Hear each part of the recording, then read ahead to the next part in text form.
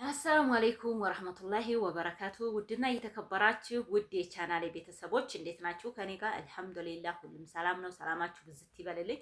ዛሬ ደግሞ በአዲስ ቪዲዮ መጥቻለሁኝ ለእናንተ የሚጠቅም እንግዲህ በስደት ብራችሁን ከማባከን የሚያድኑ 5 ወሳኝ ነገሮችን ይዤ መጥቻለሁ። ወደ እናንተ አደርሳለሁ ማለት ነው። እናንተ ደግሞ ኢንሻአላህ ሰምታችሁ የምትጠቀሙ ያድርጋችሁ ላለሁ እህቶቼ እና እንግዲህ በመጀመሪያ እህቶቼ ገንዘባችንን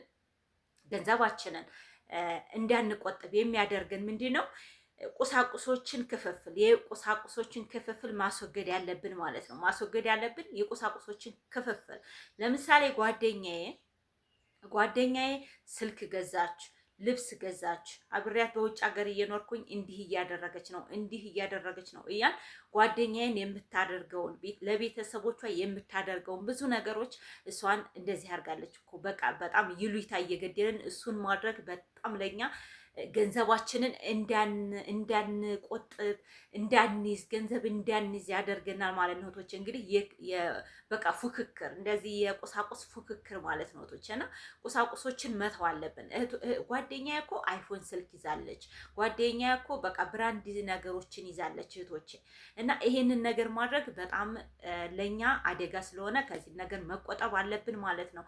ሌላኛው እንግዲህ እህቶቼ ኤቲኤም አትሁኑ። ለቤተሰብ ኤቲኤም በቃ አንድ ሰው ገንዘብ በባንክ ቤት አስቀምጦ ሄዶ ተባንኩ በኤቲኤም ያወጣል እህቶቼ። ስለዚህ ያ ማለት ቤተሰብም ይሁን ማንኛውም ሰው እናንተ በአረብ ሀገር እየሆናችሁ ቤተሰብ በዚህ ተቀምጦ በቃ እሷ እኮ ትልክልኛለች፣ በቃ ይሄንን ነገር እኮ ባረግ የሆነ ነገር ባረግ እሷ እኮ ታደርገዋለች፣ እሷ ታደርግልኛለች ብሎ ሁልጊዜ እናንተን እንዲጠይቅ ማድረግ የለባችሁም። እሱም ሰርቶ እንዲያገኝ እናንተ ሰርታችሁ አይደል ያገኛችሁት፣ እሱም ደግሞ ሰርቶ እንዲያገኝ ማድረግ አለባችሁ ቶቼ። በተለይ እዚህ ኢትዮጵያ ላይ እኛ እንግዲህ ሁላችንም ያኔ ኢትዮጵያዊ ነው በእርግጥ እናንተ የምታወይ ማለት ነውና ቤተሰብ እውነቴ ነው የምላችሁ አረብ ሀገር ብር በቃ ልጄ ተሄደች ብር አላት በቃ ይሄንን ነገር ነው ማለት ነው የሚያስቡት። በቃ ብር አላት በማንኛውም ሳምንትም ልጠይቃት፣ የዛሬ ወርም ልጠይቃት፣ የዛሬ ዓመትም ወይ ትላንትናም ዛሬም ልጠይቃት ከሷ ጋር ምንም ይሁን ብር አለ ብለው ያስባሉ ማለት ነው። አሁን እኮ ልካለች ልጄ ከትላንት ወዲያ እኮ የወር ደመወዟን ልካለች ብር እኮ የላትም ብለው አያስቡም ማለት ነው። ስለዚህ እህቶቼ እንደዚህ እንዳያስቡ አታድርጓቸው እህቶቼ፣ አታድርጓቸው። ለምን ሰርተው እነሱም ማገኘት አለባቸው ምንም ይሁን። በተለይ እንደዚህ ለወንድሞቻችሁ ቲክቶክም ይሁን ዩቱብም ይሁን ክፈቱላቸውና አገራቸው ላይ ይስሩ። እውነቴን ነው የምላችሁ። በኦንላይን የሆነ ነገር መስራት አለባችሁ። ከእናንተ ጋር ቤተሰብ በቃ እንዲገደፍ አታድርጓቸው። ይሄ ነገር እናንተ ገንዘባችሁን እንዳትይዙ እንዳትጠቀሙ ያረጋችኋል ማለት ነው እህቶቼ። እና እንግዲህ ለቤተሰብ ኤቲኤም አትሁኑ የሚል ነው ሁለተኛው ማለት ነው እህቶቼ። እና በስደት ስንኖር ገንዘባችን በየት እንደሄደ በቃ ገንዘባችንም በየት ሄደ፣ እድሜያችንም እኮ አለቀ። በቃ እኔ እኮ ትልቅ ሰው ሆንኩኝ። በቃ ኢትዮጵያ ሄጄ ልጅ መውለድ አለ። አሁን ልጅ ወልጄ ተዚህ ሄጄ የምን ቀድሞ አግብቼ ያላገቡት ሳሉ አይደል ትዳርስ ያልያዘ አለ አይደል? ስንትና ስንት አለ ትዳር ያልያዘ ማለት ነው እንዲሁ ግን በቃ። ስለዚህ ይህንን ነገር ማድረግ የለባችሁም ማለት ነው ቶችና አንድ ሰው ብራንድ እቃ ተሚይዝ ብራንድ የሆነ ስራ ትይዝ ነው አሪፉ ማለት ነው ቶቼ። ብራንድ ልብስ ተሚለብሰው ብራንድ የሆነ ስራ እየሰራ ቢሆን የበለጠ ያሸንፋል ማለት ነው። ስለዚህ እናንተ ብራንድ ነገሮችን ማሰብ አለባችሁ። በቃ አትሸነፉ። በቃ እቃ አትግዙ ቶቼ።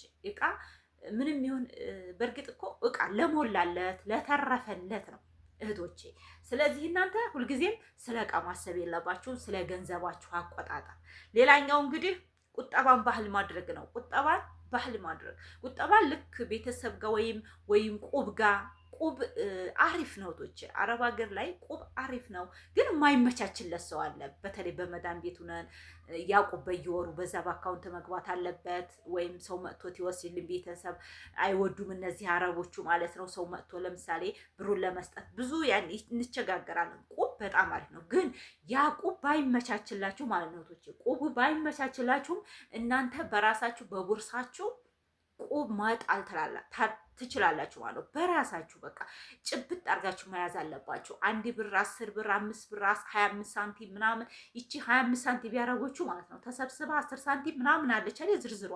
እሷ ተሰብስባ ወደ ኮንቴነር ወደ ሱቅ ሂዳችሁ ቫዝሊን ገዝታችሁ ብትይዙበት ኢትዮጵያ ትመጡ ያ ነው የሚጠቅማችሁ ማለት ነው። አረብ ሀገር እንግዲህ ብዙ ጊዜ ውሃው እንትን አይደለም አይጎዳልም። ያኔ አንዳንዶቹ ናቸው ብርድ ምናምን በሚሆን ሰዓት ነው እንጂ ሙቀት በሚሆን ሰዓት ሰውነታችን የሆነ ይተፋል። በቃ እንዴት መሰላችሁ የሆነ ያለበናል ምን ይላል እና ነጭነት አንሆንም እና እንደዚህ ለሻምፖ ለምን አሁን ሻምፖ አንዳንድ ቶሎ የሚያልቀለበት ሰው አለ። አንዳንዶቹ በርግጥ መዳሞች ይገዛሉ፣ አንዳንዶቹ ደግሞ መዳሞች የማይገዙላቸው አሉ ማለት ነው። እና በዛን ሰዓት እናንተ የሻምፖ መግዣ የምን ታረጓታላችሁ ማለት ነው። 10ዋን 25ዋን ምናምን ሰብስባችሁ ማለት ነው ቫዝሊን ትገዙበታላችሁ።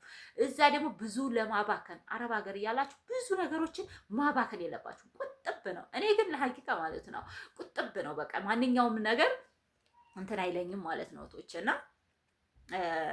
እንትን አይለኝም የሆነ አላደለ አያሞኘኝም የሆነ ነገር በቃ አልታለልም ማለት ነው ቶችና ይሄንን ነገር ማድረግ አለባችሁ። ቁጠባን ከቤታችሁም ከራሳችሁም ሆናችሁ መቆጠብ አለባችሁ ማለት ነው። ለምን በቃ የሆነ በተራሳችሁ ውስጥ በፍራሻችሁ ውስጥ በማንኛውም ቦታቶች እና ይሄን ነገር እንትን ማለት አለባችሁ ማለት ነው። መቆጠብ አለባችሁ። ሌላኛው እንግዲህ ወደ ሀገራችሁ ስትገቡ ተመላሾችን መጠየቅ ማለት ነው። እንደዚህ አሁን ለምሳሌ እኔ ኢትዮጵያ መጥቻለሁኝ እንደዚህ የስራ ልምድ ያላቸውን ሰዎች እየጠየቃችሁ ስለ ገበያ ሁኔታ ማጥናት በቃ ኢትዮጵያ ያኔ አጥንታችሁ የሆነ በቃ በምፈልጉት ላይ ለምሳሌ ልብስ ሱቅ መክፈት ተፈለጋችሁ ልብስ ሱቅ የሚያስተምሩ ሰዎችን እነሱን መስማት፣ ማዳመጥ፣ መጠየቅ ይሄ ነገር እንደዚህ ፈልጌ ነበረ ኢትዮጵያ በመጣም እንዴት ታያዋለሽ?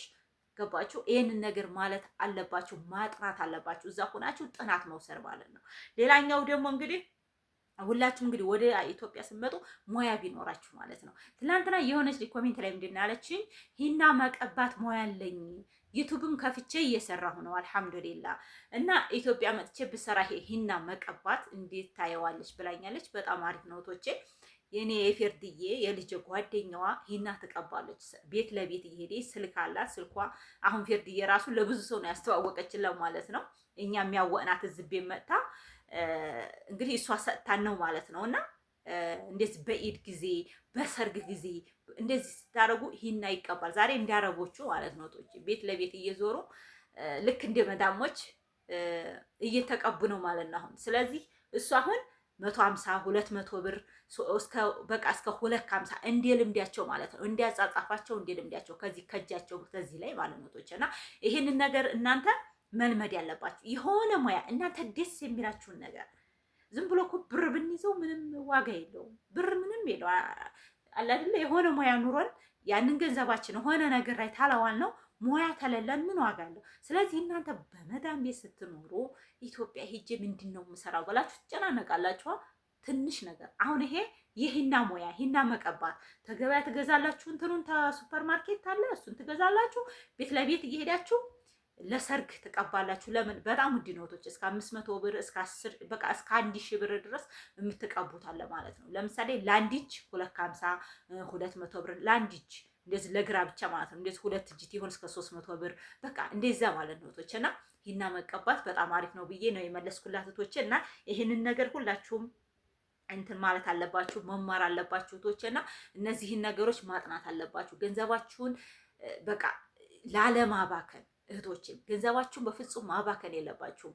ማንኛውም ቦታ ብትሆኑ ገንዘብ ወደ ሀገርም ስትመጡ ገንዘባችሁን ቆጥባችሁ ይዛችሁ እዛ ሀገር በቃ ያኔ ትልቁ ችግር የእንትን ችግር ነው ማለት ነው፣ የገንዘብ ማጣት ችግር። ስለዚህ በምኒቱ በአስርቱ በአምስቴቱ ገንዘባችሁን አታባክኑ። ቆጥባችሁ ይዛችሁ ትመጡ ደግሞ እንትን ማለት አለባችሁ። ያኔ ሙያ መኖር አለበት። የንግድ ሙያ የፈለገ ንግድ ላይ መቆየት አለባት። ሁልጊዜ ንግድ የሚያስተምር ሰው እንደዚህ በቃ መማር አለባችሁ ማለት ነው።